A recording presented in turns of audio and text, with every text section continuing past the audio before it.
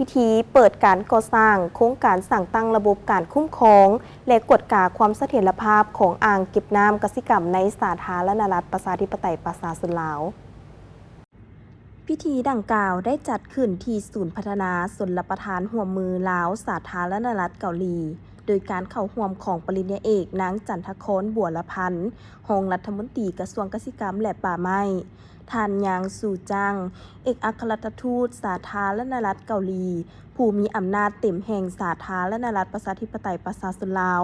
ท่านมูลเคียงดักหัวหน้าคณะจากกระทรวงเกษตรกรรมอาหารและกิจการชนบทสาธารณรัฐเกาหลีปริญญาเอกสัทธาเทพธรรมจักรรองหัวหน้ากรมชลประทาน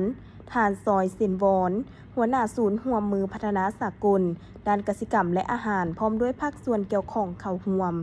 ในพิธีปริญญาเอกสัทธาเทพธรรมจักรได้ขึ้นรายงานย่อประวัติความเป็นมาของโครงการให้ฮู้ว่าโครงการสร้างตั้งระบบการคุ้มครองและกวดกาความเสถียรภาพของอ่างเก็บน้ำกสิกรรมในสาธารณรัฐประชาธิปไตยประชาชนลาวได้รับทุนช่วยเหลือจากกระทรวงเกษตรกรรมอาหารและกิจการชนบทสาธารณรัฐเกาหลี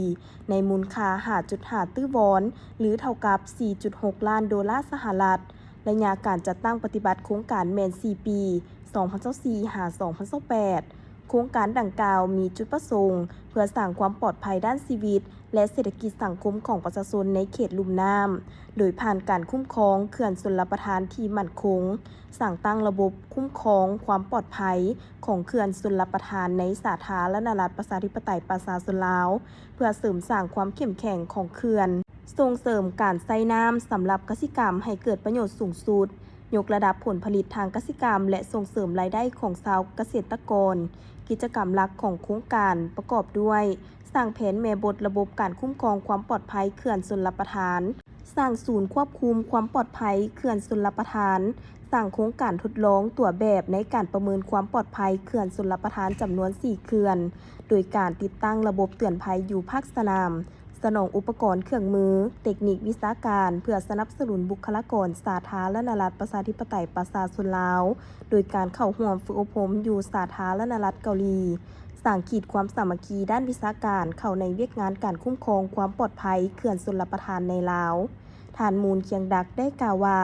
สาธารณรัฐเกาหลีได้ตัดสินใจสนับสนุนโครงการนี้ในรูปแบบการช่วยเหลือด้านการพัฒนาอย่างเป็นทางการเพื่อสร้างระบบการคุ้มครองความปลอดภัยของเขื่อนกสิกรรมที่ดำเนินอยู่ลาวและส่งเสริมการพัฒนาแบบยืนยงของชุมชนท้องถิ่นโดยรับประกันความมั่นคงของพื้นฐานการผลิตกสิกรรมและปกป้องชีวิตและทรัพย์สินของประชาชนพวกเขาหวังว่าโครงการนี้จะสร้างพื้นฐานให้แก่รัฐบาลลาวในการจัดตั้งปฏิบัติการคุ้มครองความปลอดภัยเขื่อนอย่างเป็นระบบปริญญาเอกนางจันทครบัวละพันธ์ก็ได้แสดงความขอบใจและรู้บุญคุณมายังกระทรวงเกษตรกรรมอาหารและกิจการชนบทสาธารณรัฐเกาหลีก็คือรัฐบาลและประชาชนสาธารณรัฐเกาหลีโดยผ่าน KRC ที่ได้เอาใจใส่ช่วยเหลือสนับสนุนทางด้านวิชาการและให้ทุนช่วยเหลือ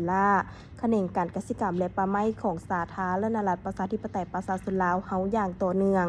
ได้แสดงออกในการสืบต่อให้ความช่วยเหลือ